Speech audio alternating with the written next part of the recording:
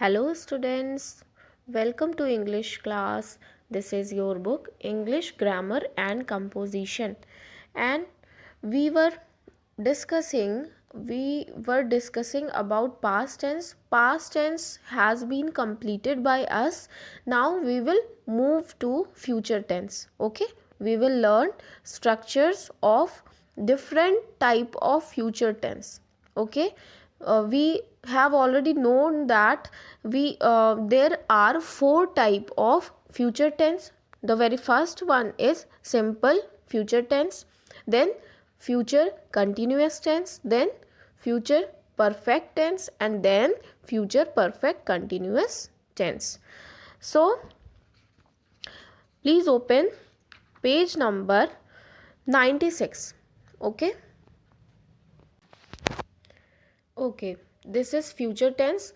Future tense is further divided into four part. The very first one, future indefinite or simple future. Second, future continuous, then future perfect, and then future perfect continuous.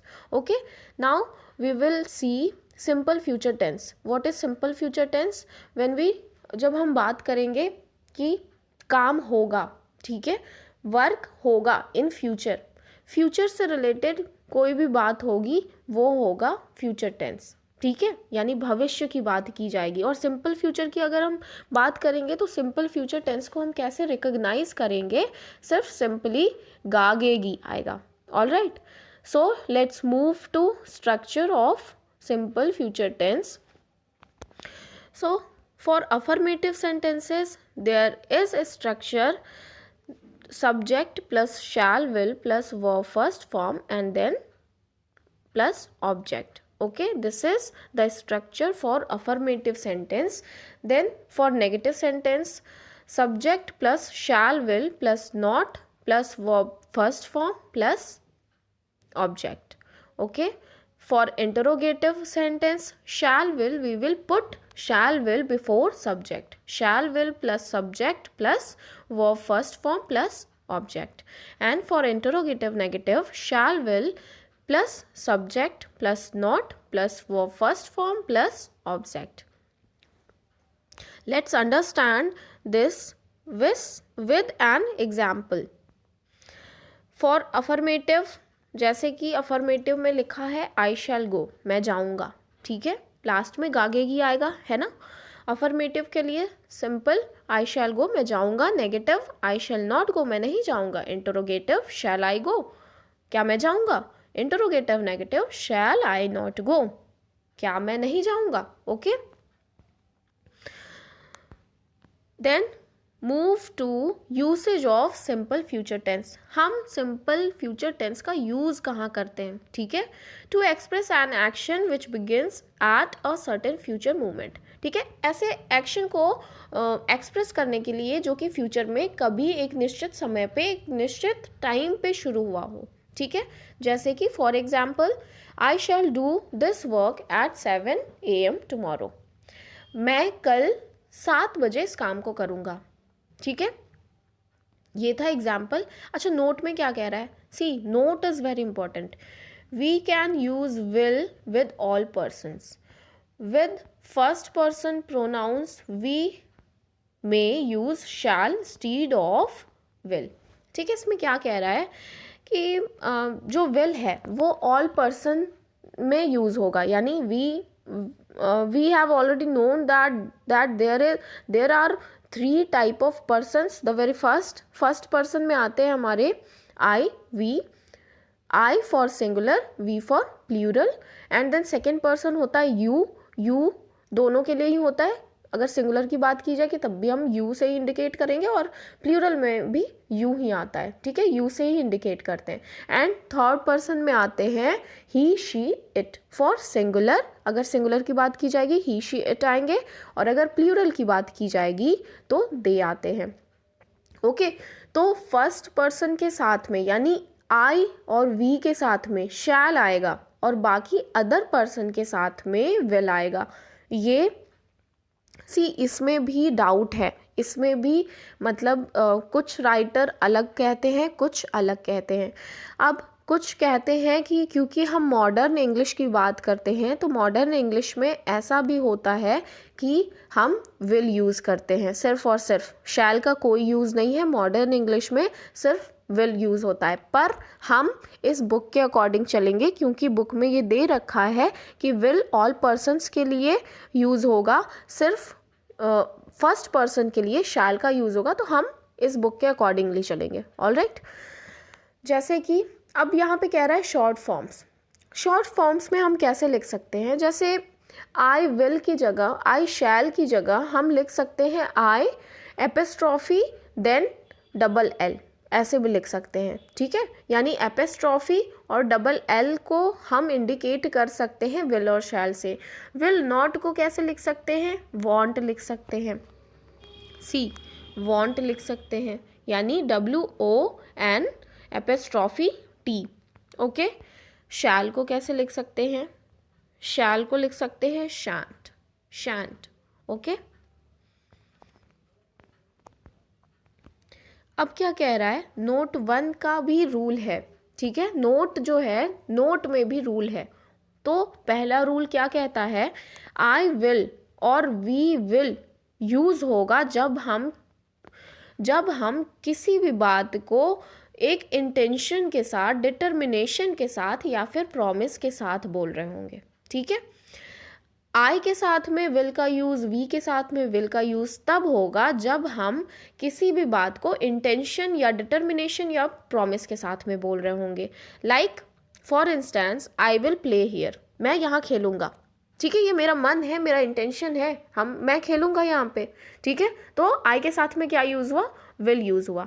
We will vote for you, मैं आपके लिए vote करूँगा। ये क्या है, that is promise, एक promise है। तो प्रॉमिस के लिए भी हम फर्स्ट पर्सन के साथ में विल का यूज़ किए।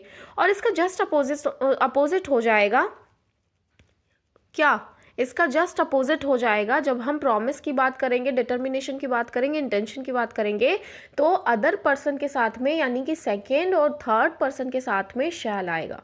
ये बुक में नहीं दिया है पर मैं बता रही हूँ। ओके, नेक्स्ट में क्या कह रहा है, in the same way shall is often used with second and third person pronouns in the sense of promise and threat. हाँ, वही चीज़ है कि शैल का यूज़ करेंगे हम सेकेंड और थर्ड पर्सन के साथ में अगर प्रॉमिस की बात की जाएगी, डिटर्मिनेशन की बात की जाएगी। ठीक है, उसका अपोजिट हो जाएगा, सेम अपोजिट हो जाएगा। For instance, you shall get for me anything you want, आप मेरे से वो पाओगे जो आप चाहते हो। ठीक है, तो यहाँ पे क्या है, इट्स अ प्रॉमिस, प्रॉमिस करा जा रहा है यहाँ पे, इस वजह से यहाँ पे you which is second person पर इसके साथ में शैल आया है। ठीक है, then shall I, shall we are very often used to begin offers to help और सजेशन। और जब हेल्प और सजेशन की बात की जाएगी ना, तो मतलब अगर हम किसी से पूछ रहे हैं किसी हेल्प के लिए, किसी भी तरीके की हेल्प के लिए या फिर किसी टाइप के सजेशन के लिए अगर हम पूछ रहे हैं, ठीक है, तो वो वैसे इंटरोगेटिव सेंटेंस भी शैल से ही शुरू होंगे। फर्स्ट पर्सन में शैल आएगा, जैसे शैल आई सर्व यू कोल्ड ड्रिंक्स, क्या मैं आपको कोल्ड ड्रिंक सर्व कर सकता हूँ या करूँगा। ठीक है, दोनों तरीके से इसको शैल को यूज़ कर सकते हैं हम, सकता हूँ के भी सेंस में यूज़ कर सकते हैं और करूँगा के भी सेंस में यूज़ कर सकते हैं। ऑल राइट, ओके, यहाँ अब हम देखेंगे some other ways to expressing the future. अच्छा, फ्यूचर को सिर्फ विल शैल से ही रिप्रेजेंट नहीं किया जाता है। ठीक है, समटाइम्स अलग अलग हम टेंस से भी फ्यूचर को इंडिकेट करते हैं, जैसे कि यहाँ पे देखते हैं।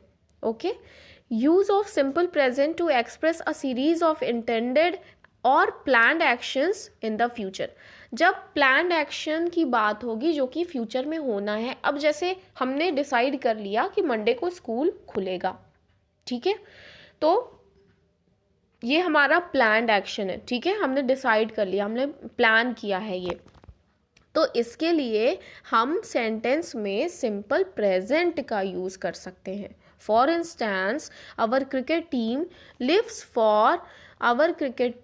Leaves for Mumbai this evening. इस शाम को हमारी क्रिकेट टीम मुंबई के लिए रवाना होगी। बात हो रही है फ्यूचर की, होगी, ठीक है, बात हो रही है कि वो जाएंगे, अभी गए नहीं हैं, पर यहाँ पे हम सिंपल प्रेजेंट टेंस यूज़ करेंगे, ठीक है। क्यों? क्योंकि ये पहले से ही शेड्यूल्ड था, पहले से ही प्लान्ड था, ये एक प्लान्ड एक्शन था जो कि फ्यूचर में होना है। ऑल राइट, सेकेंड देखते हैं, use of present continuous tense to express a future event. Future event को एक्सप्रेस करने के लिए हम प्रेजेंट कंटिन्यूस टेंस का भी यूज़ करते हैं। Usually the time is mentioned in such sentences which is in the near future. For instance, the president is going to Russia next month. अब ये भी तो पहले से ही मतलब पहले से ही प्लान्ड है ना, वो इवेंट होना है, वो प्लान्ड है, ठीक है, फ्यूचर में होना है, तो हम इसके लिए प्रेजेंट कंटिन्यूस टेंस यूज़ कर सकते हैं। कैसे? The president is going to Russia next month. अगले महीने जो हमारे प्रेसिडेंट हैं वो रशिया जा रहे हैं, ठीक है, जा रहे हैं, अगले महीने जाएंगे, फ्यूचर में होना है, पर हम यूज़ करेंगे यहाँ पे प्रेजेंट कंटिन्यूस टेंस को। Okay, the verbs go and come however can be used without any time expression, ठीक है। We are going for a walk, are you coming with us, ठीक है, ये हम कभी भी यूज़ कर सकते हैं, गो एंड कम। थर्ड क्या कह रहा है, use of is MR plus going to plus verb to express the subject's intention to perform a future action, ठीक है।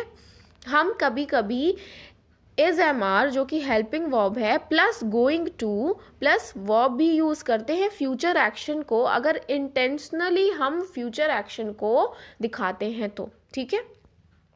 For instance, I am going to buy a cycle, ठीक है, मैं एक बाईसाइकिल यानी कि साइकिल खरीदने जा रहा हूँ, मैंने अभी खरीदा नहीं है, फ्यूचर की बात है, लेकिन we are using am plus going to plus verb which is by.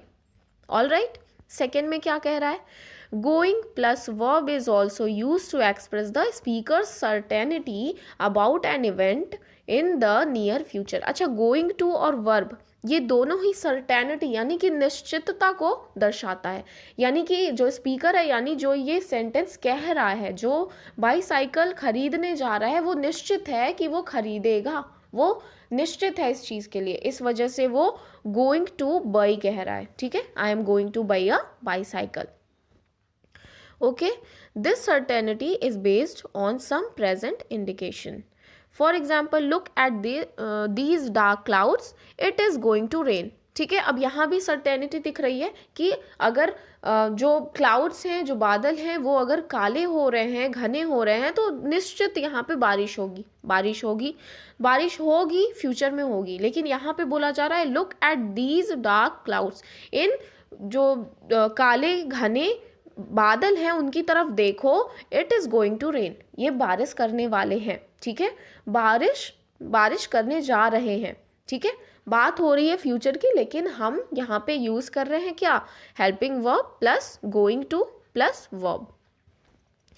Next देखते हैं, फोर्थ में क्या कह रहा है, the construction be about to plus verb भी हम यूज़ कर सकते हैं फ्यूचर के लिए, expresses events whose happening is imminent, that is which are likely to happen in a very short while, ठीक है, जो थोड़े ही देर में होने वाला है, थोड़े ही देर में, शॉर्ट वाइल, थोड़े ही देर में जो एक्शन होने वाला है, लेकिन वो फ्यूचर में ही होगा, पर हम उसके लिए क्या यूज़ करेंगे, बी फैमिली में, यानी बी फैमिली हम यूज़ करेंगे। बी फैमिली में आता है is, am are, was, were, has, have, ठीक है, डू, डज, ये सब कुछ आता है बी फैमिली में, तो बी फैमिली हम यूज़ करेंगे। For example, the train is about to leave, train अब जाने वाली है, ठीक है, यहाँ पे वॉज का भी यूज़ कर सकते थे, the train was about to leave, train जाने वाली थी, ठीक है, तो हम be plus about to plus verb का यूज़ करते हैं। नेक्स्ट क्या कह रहा है, The form be plus to plus verb first form is used to express the duty or necessity or planned course of action in the future. अच्छा, future में अगर हमारा कोई प्लान्ड कोर्स ऑफ एक्शन है तो उसके लिए हम be plus to plus verb के फर्स्ट फॉर्म भी यूज़ कर सकते हैं. For instance, I am to be at a meeting at 5 o'clock. मैं 5 बजे मैं एक मीटिंग में रहूँगा. ठीक है, उसके लिए हम क्या यूज़ किए, आई एम टू बी. बात हो रही है फ्यूचर की, लेकिन हम इसमें यूज़ किए क्या, be plus to plus verb का फर्स्ट फॉर्म. होप इतना समझ में आ गया होगा.